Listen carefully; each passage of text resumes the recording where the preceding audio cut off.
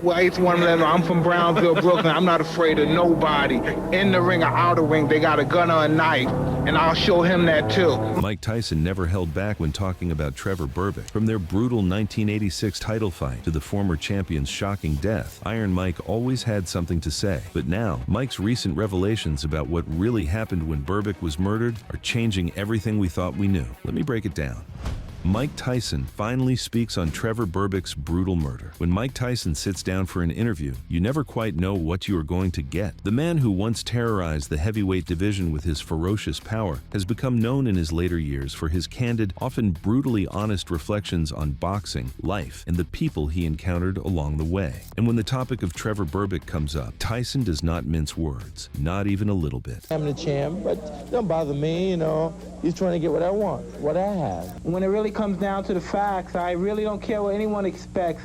I'm capable and confident of my capabilities. Tyson has spoken about Berbick multiple times over the years, primarily in the context of their historic 1986 championship fight. That November night in Las Vegas changed boxing forever when the 20-year-old Tyson demolished Berbick in just 2 rounds to become the youngest heavyweight champion in history. But according to Tyson, his motivation for that fight went far deeper than just wanting a title around his waist. This was personal. This was about revenge. In various interviews, Tyson revealed that he harbored intense animosity toward Berbick long before they ever shared a ring. The source of that hatred traced back to 1981 when Berbick faced the aging Muhammad Ali in what would become the greatest's final professional fight. Tyson, who idolized Ali with an almost religious devotion, watched footage of that bout repeatedly. What he saw made his blood boil. I saw the way he was hitting Ali really hard with everything he had. Ali didn't have nothing left. He was trying to kill him.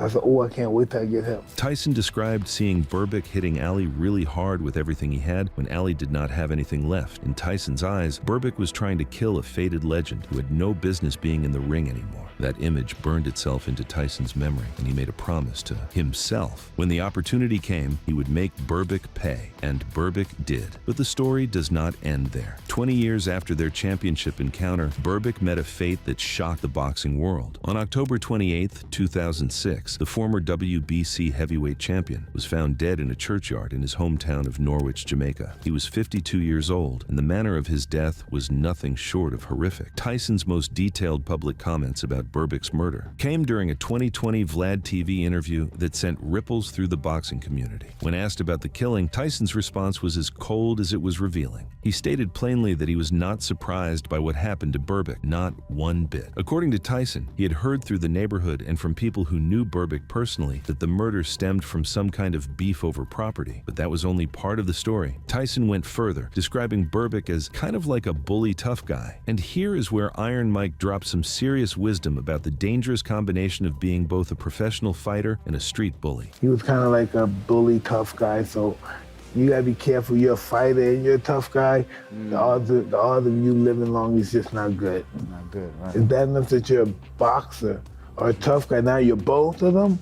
Yeah, you're not gonna be around long. Tyson explained that when you carry yourself that way, you are not going to be around long. It is just not going to happen. You are not going to have a good, long life. Those words carried the weight of someone who had seen plenty of tough guys rise and fall throughout his decades in and around boxing's roughest circles. But Tyson was not finished. He made allegations that Berbick beat anybody, including his own daughter. Whether these claims can be independently verified remains unclear, but Tyson clearly believed what he was saying. He called Berbick a sore subject and expressed zero sympathy for his fate. His exact words cut like a knife when he said he did not feel bad for Berbick because God does not like ugly, and Berbick was ugly. Tyson concluded by saying that Berbick's soul is resting, though he could not say whether it was resting in peace or not. These revelations aligned with details that emerged during the murder trial, where abuse allegations were indeed raised by Berbick's killers as part of their defense. The actual circumstances of Berbick's death were as brutal as anything you might see in a crime documentary. His body was discovered around 6:30 in the morning in the courtyard of the Norwich Church of God near his home. He had suffered 4 deep chopping wounds to the back of his skull, inflicted by a 4-foot-long steel pipe fitted with a clamp. Some reports also mentioned a crowbar being involved in the attack. The wounds were so severe that authorities determined Berbick died almost instantly. There were no defensive wounds on his body, suggesting he was attacked from behind and never saw it coming. He was found face down down in a pool of blood. A tragic end for a man who had once stood at the pinnacle of heavyweight boxing. Jamaican police quickly arrested 2 suspects, Harold Berbick, Trevor's 20-year-old nephew, and Kenton Gordon, an 18-year-old accomplice. The motive, according to investigators, was a long-standing family land dispute over property in the area. But that simple explanation masked a much more complicated and violent family history. During the trial in December 2007, Harold Berbick claimed self-defense. He alleged that his uncle had physically abused his mother for years, including incidents where Trevor had thrown stones at her, bitten her finger, and beaten her repeatedly. Harold also claimed that Trevor had once thrown him into a gully and had threatened him personally on multiple occasions. A pending assault charge against Trevor from just months before his death was referenced during the proceedings. The jury was not convinced by the self-defense argument. Harold Berbick was convicted of murder, while Kenton Gordon received a manslaughter conviction. In January 2008, Harold was sentenced to life imprisonment with a minimum of 20 years before parole eligibility. The judge noted his lack of remorse in what was described as a cruel, vicious, and calculated act. Gordon received 14 years at hard labor for his role in the killing. Larry Holmes, another boxing legend who had his own complicated history with Berbick, echoed Tyson's sentiments in a separate Vlad TV interview. Holmes, who defeated Berbick in a 1981 title fight, had no love lost for the Jamaican fighter. When asked about the murder, Holmes reportedly said that God does not like ugly and that Berbick deserved what he got, citing years of disrespect toward himself and others in the boxing community. Berbick ended up getting murdered by his own nephew at 52 years old some years later. I don't feel bad for him. God don't like ugly. He beat anybody. He beat his daughter.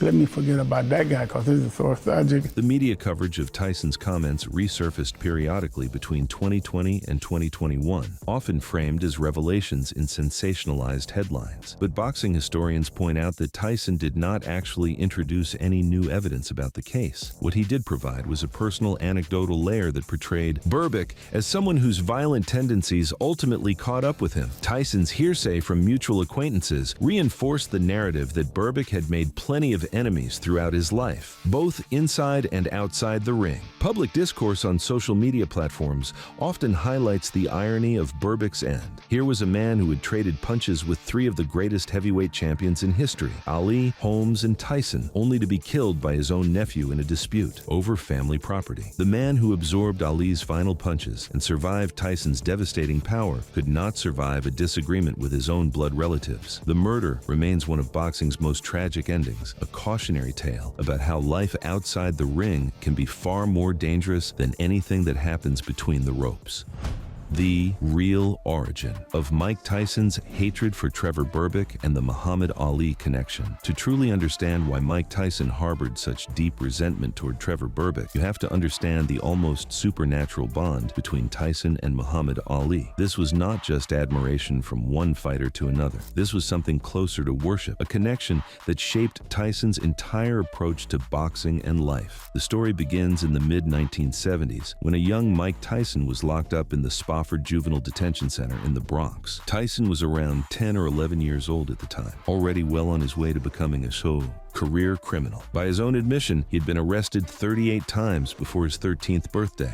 His future looked bleak until the day Muhammad Ali walked through those detention center doors. Ali had made it his mission to visit troubled youth facilities, hoping to inspire young people the way he had inspired millions around the world. When he entered the room where Tyson and other young offenders had gathered, the future heavyweight champion was absolutely starstruck. Tyson later described the experience as totally overwhelming and something he had never experienced before in his life. The young Tyson could not even get close to Ali that day. He was, by his own admission, one of the troublemakers in the back causing problems. But seeing Ali in person changed something inside him. For the first time, Tyson had a role model who showed him that greatness was possible, even for someone from the streets. In a 1989 appearance on the Arsenio Hall show, Tyson sat beside Ali and delivered one of the most famous declarations in boxing history. He said he was vain and knew he was great, but then he told everyone that in this situation, every head must bow and every tongue must confess that Muhammad Ali is the greatest of all time. Ali, ever the showman, jokingly claimed he remembered Tyson from the detention center visit as the one in the brown pants and the yellow shirt. This bond only deepened as Tyson rose through the amateur and professional ranks. After aiding Ali's devastating loss to Larry Holmes in 1980, Tyson's trainer Cus D'Amato, who was friends with Ali, arranged a phone call between the 14-year-old Tyson and the defeated legend. Tyson made a promise during that call that would shape the next phase of his career. He told Ali that when he grew up, he would fight Holmes and get revenge for him. Tyson fulfilled that promise in January 1988 when he knocked out Holmes in the 4th round. Before the fight, Ali was ringside and reportedly whispered encouragement to Tyson. It was payback delivered with interest. But before Holmes, there was another debt to be paid. And that debt had everything to do with what happened on December 11, 1981, in Nassau, Bahamas. The fight was called Drama in Bahama, and it lived up to its name in all the wrong ways. Ali was 39 years old, his body ravaged by Parkinson's disease that would only be diagnosed publicly years later. No state in America would license him to fight due to health concerns, so the bout was moved to the Bahamas. The whole promotion was chaotic, with financial disputes nearly canceling the event entirely. Berbick, meanwhile, was 27 years old and in his prime. He held the Canadian and Commonwealth titles and was ranked as the WBA's number 4 heavyweight contender. Ali entered the ring weighing 236 pounds, significantly heavier than his prime fighting weight of around 212 to 215 pounds. Father Time had caught up with the greatest, and Berbick was about to prove it. The fight went the full 10 rounds with no knockdowns, but the outcome was never really in doubt. Ali showed brief flashes of his old magic in the early rounds, landing some jabs and combinations that reminded fans of what he once was. But as the fight progressed, Ali tired noticeably while Berbick took complete control. Berbick used his youth and strength to bully Ali around the ring, pushing him to the ropes and pounding his body with heavy shots. By the 6th round, Ali was exhausted and absorbing punishment without mounting any effective counter-offense. In the 7th round, Berbick actually paused his attack to shout to the referee that Ali was hurt, highlighting just how one-sided the contest had become. Sports writer Hugh McIlvanney captured the sadness of the occasion perfectly. He noted that Berbick was exactly the type of fighter that a prime Ali would have embarrassed and then demolished. But seeing the legend lose in such a grubby context felt like watching a king riding into permanent exile on the back of a garbage truck. After the fight, Ali admitted defeat with characteristic grace. He said Berbick was too strong and that he could feel the youth in his opponent. Age was slipping up on him, and he knew it. Ali retired shortly after, confirming this as his farewell to the sport that had made him a global icon. Tyson watched footage of this fight repeatedly, and what he saw filled him with rage. In his eyes, Berbick had shown no mercy to a fading legend who deserved better. Berbick was hitting Ali with everything he had when Ali had nothing left to give. To Tyson, this was unforgivable. When the opportunity finally came to face Berbick in November 1986, Tyson was not just fighting for a championship belt, he was fighting for Ali. Before the bout, Ali was introduced in the ring, and according to multiple accounts, he leaned over to Tyson and whispered to kick Berbick's rear end for him. Tyson was more than happy to oblige. The fight lasted just 5 minutes and 35 seconds. Tyson exploded out of his corner and overwhelmed Berbick with speed and power that the champion simply could not handle. In the 2nd round, a devastating left hook to the temple sent Berbick crashing to the canvas. What followed became one of boxing's most memorable images. Berbick tried to rise, but his legs buckled dramatically beneath him. He collapsed like a drunken sailor, his brain so scrambled that his body simply would not cooperate. He tried to get up twice more, but kept falling over, almost comically if it were not so brutal. Referee Mills Lane waved off the fight, and at 20 years, 4 months, and 22 days old, Mike Tyson became the youngest heavyweight champion in history. Tyson declared afterward that his record would last for immortality and would never be broken. Nearly 4 decades later, that prediction still holds true.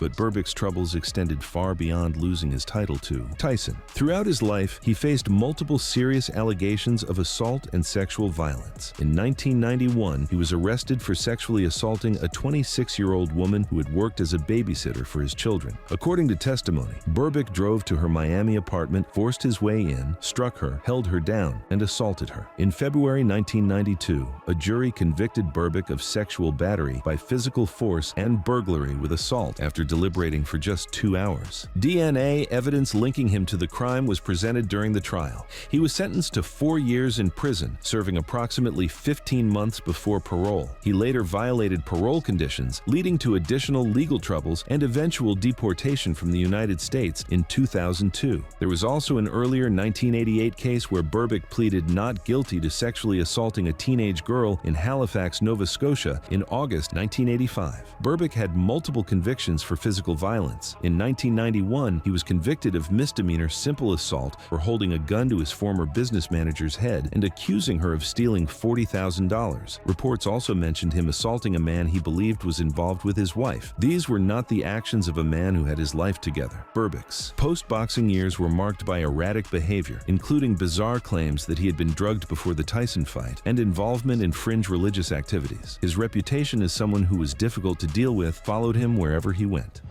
Boxing careers of Tyson and Berbick that led to historic collision. The paths that brought Mike Tyson and Trevor Berbick to that fateful November night in 1986 could not have been more different, yet they shared certain parallels that made their collision inevitable. Both men came from humble beginnings, both possessed legitimate knockout power, and both would see their lives shaped by forces far beyond the boxing ring. Mike Tyson was born Michael Gerard Tyson on June 30th, 1966 in Brooklyn, New York. His childhood was marked by poverty, violence, and crime. Growing up in the Brownsville neighborhood, young Mike was frequently bullied for his high-pitched voice and lisp. He found solace in raising pigeons, a hobby that would provide one of boxing's most famous origin stories. According to legend, an older neighborhood bully killed one of Tyson's pigeons by twisting its head off right in front of him. The enraged Tyson beat the bully senseless, discovering for the first time that he possessed unusual natural power. It was a gift that would eventually make him millions of dollars and change boxing forever.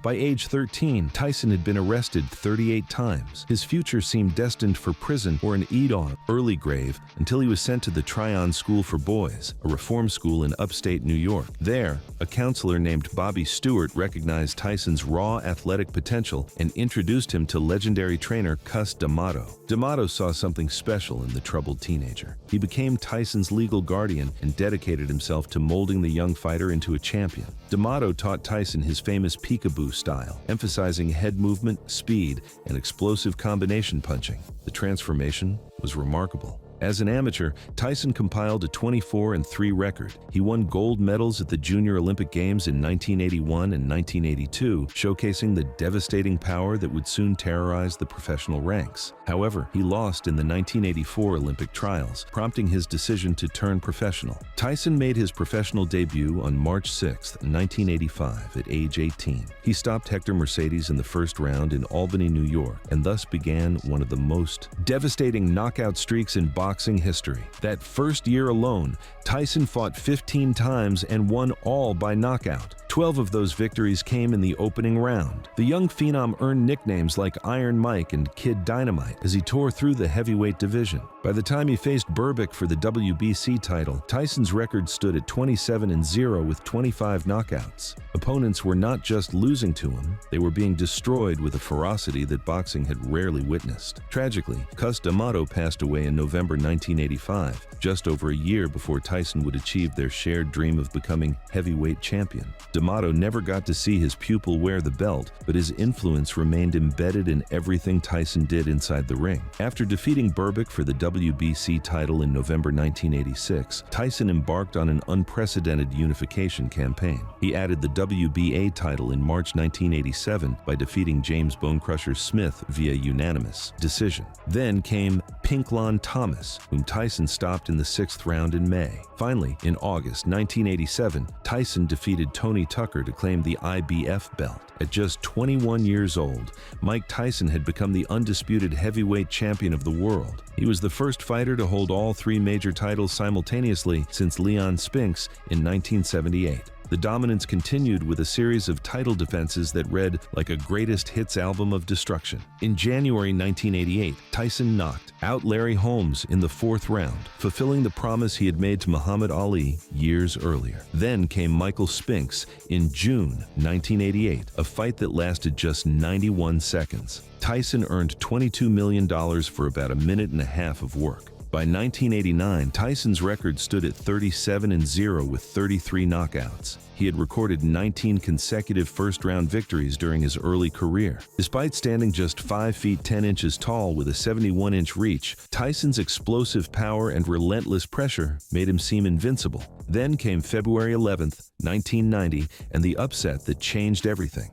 In Tokyo, 42-1 underdog James Buster Douglas knocked out Tyson in the 10th round, ending his 37-fight winning streak. The boxing world was stunned. The seemingly indestructible Tyson had been humbled. Personal turmoil followed. In 1992, Tyson was convicted of rape and sentenced to 6 years in prison, ultimately serving 3. His comeback upon release in 1995 saw him regain titles from Frank Bruno and Bruce Seldon, but he was never quite the same fighter. The infamous ear-biting incident against Evander Holyfield in June 1997 remains one of the most shocking moments in sports history. Tyson bit Holyfield's ear twice, leading to disqualification and a license suspension. His later years featured losses to Lennox Lewis, Danny Williams, and Kevin McBride before his 2005 retirement. In November 2020, the 54-year-old Tyson returned for an exhibition match against Roy Jones Jr., which was ruled an unofficial draw. Then, in November 2024, Tyson faced YouTuber-turned-boxer Jake Paul in a professional bout, losing by unanimous decision.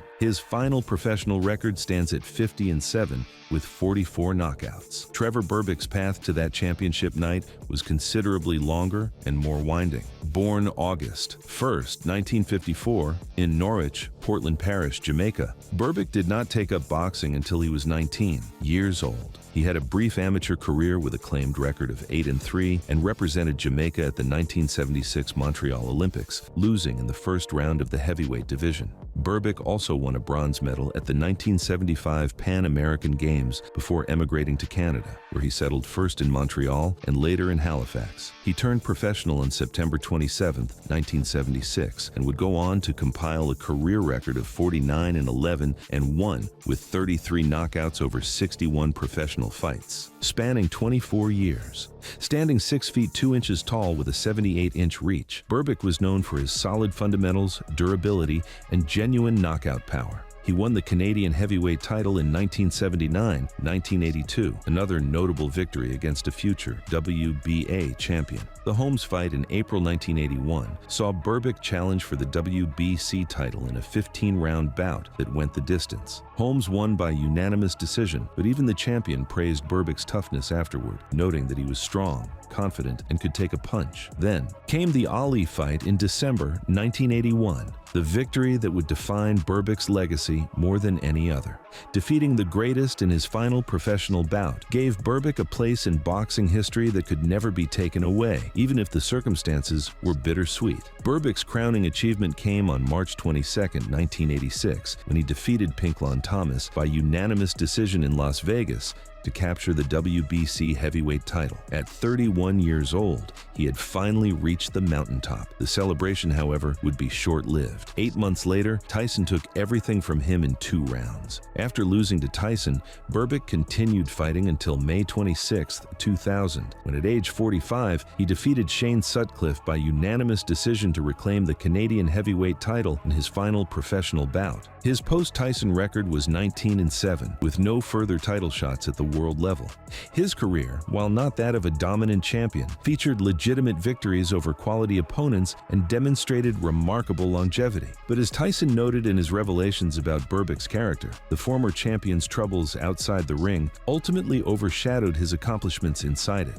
His 2006 murder at the hands of his own nephew brought a violent end to a violent life, leaving behind a complicated legacy that continues to generate discussion nearly 2 decades later. That's all for now, folks. Thank you for watching. To enjoy more of such content, click on the card showing on the screen.